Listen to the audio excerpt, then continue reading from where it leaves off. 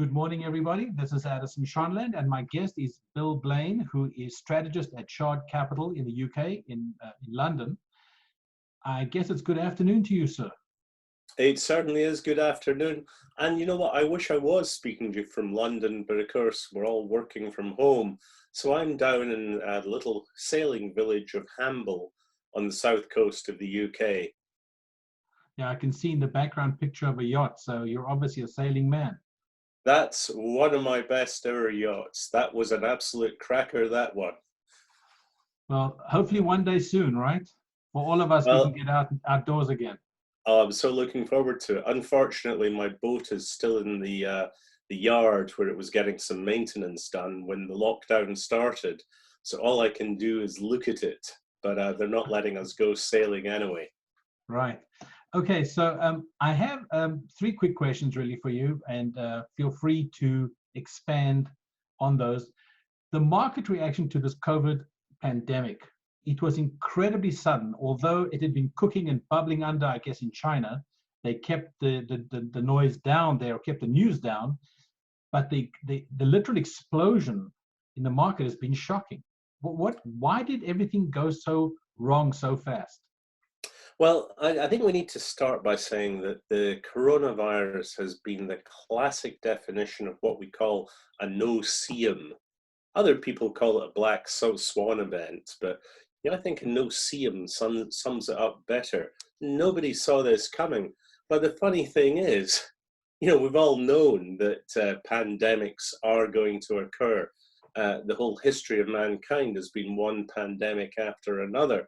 But because you don't know when it's going to happen and there's no immediacy to that threat, that's why we always tend to be unprepared. And that's why the shock has been so much greater this time than we've ever seen before. And it's fair to say that the impact has been much greater.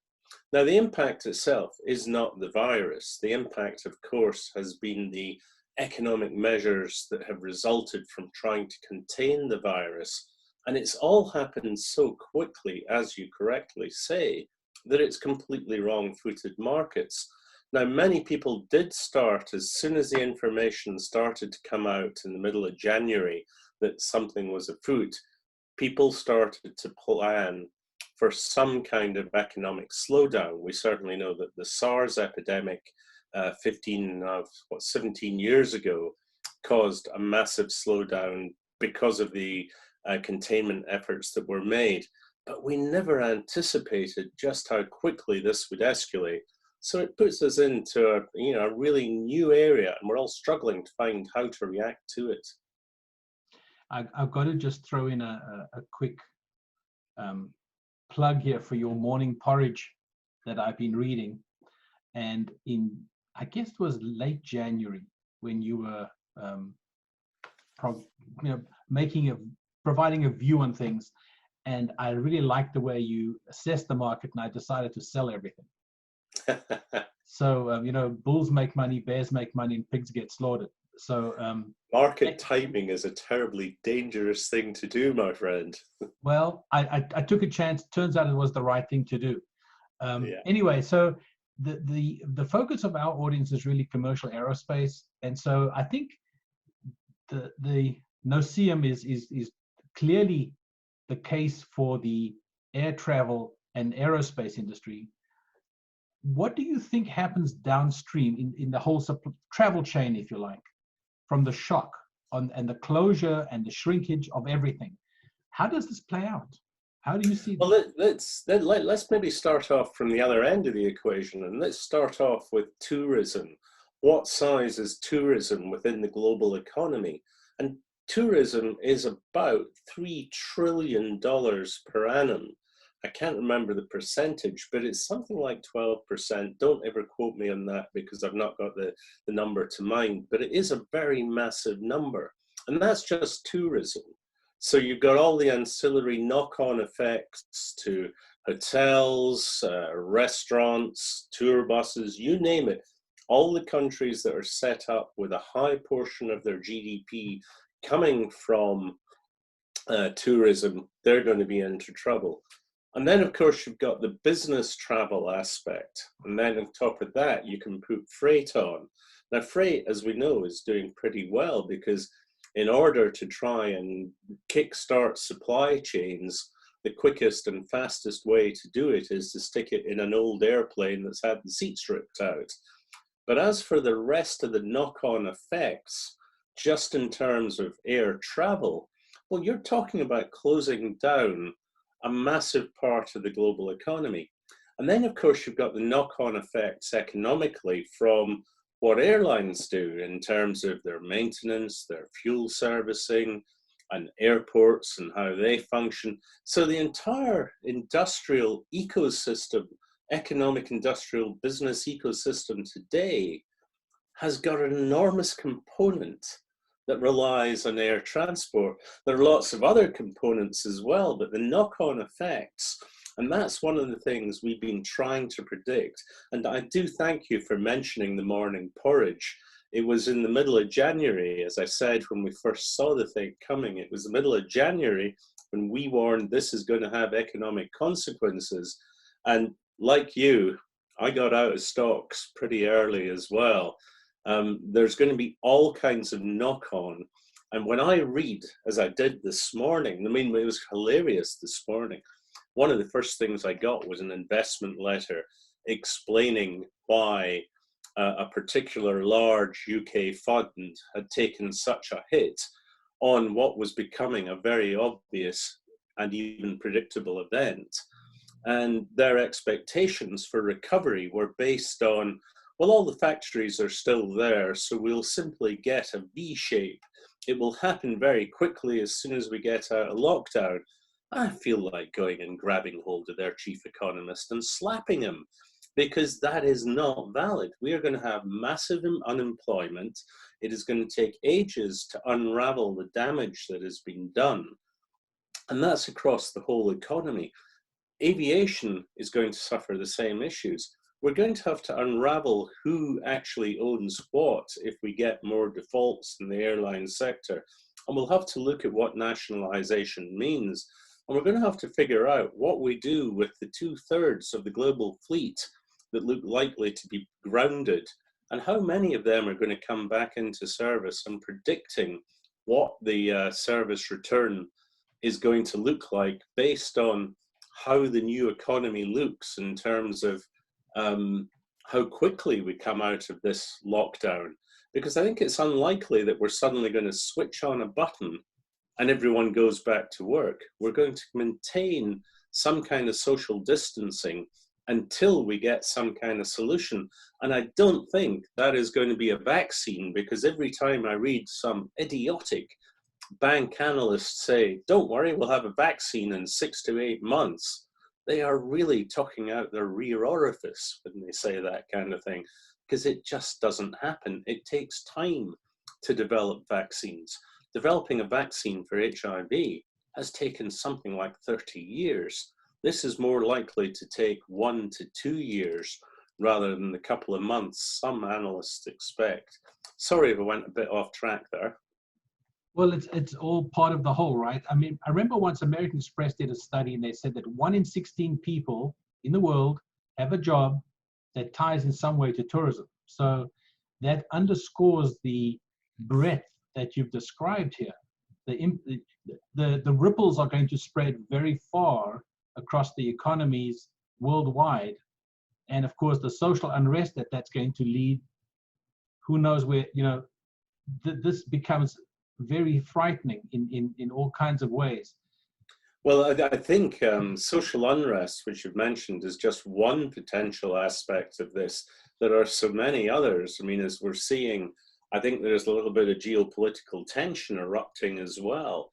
We're seeing economies like South Africa being pushed into enormous difficulty as a result of downgrades stemming from this kind of thing. It's not just going to be the knock-on effects from tourism that rock and rolls the whole global whole global economy. It's going to be all the other things as well. Yeah, it's interesting when we talk about how we start the recovery here. China, it seems like domestic flying in China is coming back. but they have put up the walls not to allow international travel to come into China. So it seems that we have almost a protectionist situation behind the wall of the health issue.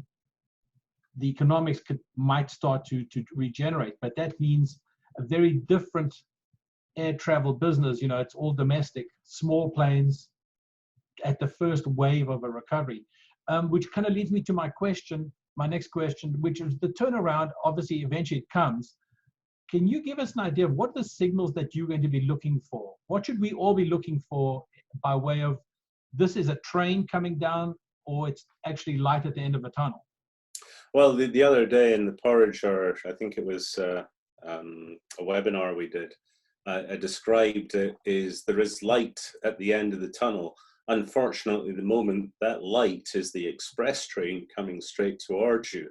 That express train is going to be the peak in deaths, which we're expecting in the UK sometime around Easter, and is going to be a rolling date through the US and Western Europe. That's when the impact is going to be most visible in terms of the coronavirus. And that's one thing to look out for, because then we need to work out what does that peak mean in terms of maintaining the lockdown, which is what's causing the economic catastrophe that we're going through just now. However, because of the lack of testing that we've seen in some of the major economies, and the UK is probably the most guilty here, because the government, I think, made a conscious decision that they weren't going to bother to test because they thought their herd immunity strategy would work. But as soon as MPs realised that was consigning a lot of pensioners to an early grave, that was dropped. Until we get proper testing and we can really see how far this is established and what the contagion risks really are, we're not going to be able to lift the lockdown, which means that it drags on. I mean, your comments about, yes, they're flying again in China, that's absolutely true. But what fascinated me today was to read that the Chinese reopened their cinemas and started showing films again. Guess what? They've closed all the cinemas, which to me would hint that they've decided that the contagion risks are too high. Now, a cinema is one place to get the coronavirus, but I'm pretty sure that a plane is another likely place to be able to catch it. So and I'm not going to start any conspiracy theory about how honest or dishonest the Chinese have been about how deeply the virus was established. My own view is that they actually addressed it aggressively, they contact traced and they quarantined people, and they were probably able to contain it. But I wonder what's really going on now, because in every other virus, we do see second and third waves hit. I'll be very surprised if that doesn't happen. And that's the other reason why it's impossible to look at the virus on its own for signals that the buy moment has arrived for markets. What you really need to look at here is the virus together with what's happening in the economy. And what really worries me there is the economic damage is only going to now start to become apparent. And that's things like very successful countries like Norway have now got 10% unemployment almost overnight. We're expecting that unemployment during March, the month just passed, in the States could be well over 10 million. In the UK, we are seeing an enormous uptick in claims from people who have found themselves made redundant or furloughed and need to claim Social Security. So there's a massive consumption change coming for the economies. Then we're likely to see company results come in. And if you're worried about business travel, take a look at the number of companies that are going to be absolutely struggling in coming months. They are not going to be putting people on planes anytime soon. They are going to be fighting to survive. And this is one of the things we're seeing in the global marketplace. Every single corporate in the world is trying to borrow or obtain as much money as it possibly can to help it through the next 3 to 6 months. That means pulling all their bank lines down and borrowing as much money from the bond market. And this is where the Federal Reserve and the ECB have been quite clever. They've done their QE, quantitative easing, infinity project, which is to buy corporate bonds. as many as they get. That has reopened the corporate bond market, enabling companies to borrow money, which is going to be one of the main things that keeps them solvent for the next 6 months. But what do they do after that? And what if this market still locks down? So we've got a wave of bad personal news for consumers coming. That's a demand shock. And then we've got a wave of very bad news coming for industry and business, which is going to create a massive supply shock as we start to see them cut down their demand for global commodities. And already you can see what's going on in the oil industry. Am I presenting a rather scary picture here? Well, it's, you're offering an opinion, and that strategy is your thing. I do think that the next couple of months are not going to be a simple case of watching for the virus threat to diminish due to the mitigants put in place by government. I suspect that what we're going to see is a continuing wave after wave of nasty economic news battering sentiment even more.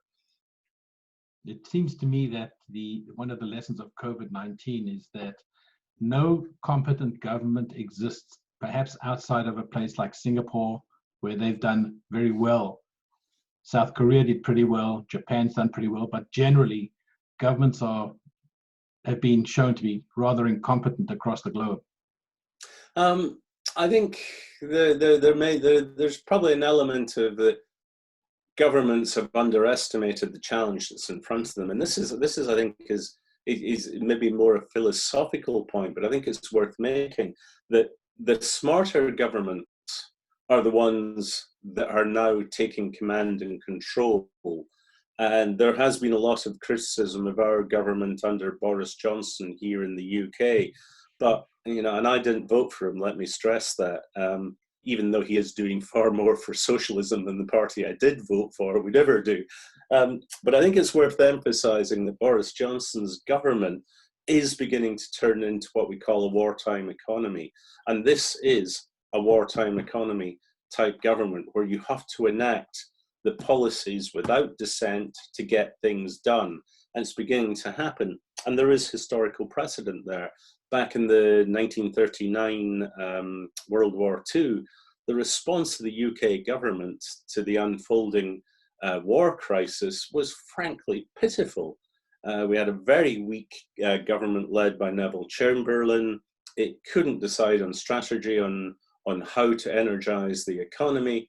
And that's what led to the crisis in 1940, where you had Winston Churchill come in. And by the end of the war, 5 years later, the British economy had been transformed into a very productive, very efficient, very focused economy that outfought its enemies and outproduced them by a factor of 5 or 6. That took 5 years. We've only got a few weeks in which to get all the things in place. And yes, we're going to have to admit that massive mistakes were made in terms of prioritizing testing. It may still be that when this is all finished, we'll look back and say, geez, we just destroyed the UK economy and we probably overdid the reaction. Maybe that's the right thing to hope for, but it's going to be pretty pitiful if we discover that the actual economic damage we've created actually causes a greater mortality in terms of the stress and failure that it creates for people. There's many people now warning about how the suicide rate around the globe is starting to go up because of people losing their livelihoods, having no savings to fall back on. These are all very difficult things for governments to do, but they are transforming gradually. I'd give full marks to the UK for that.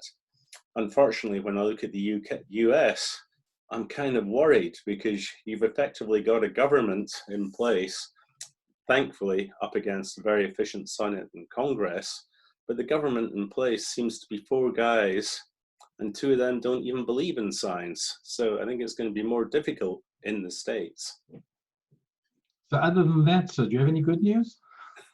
Well, the good news is there is good news. I mean, sticking to the overall picture, the good news is that markets always overestimate the damage.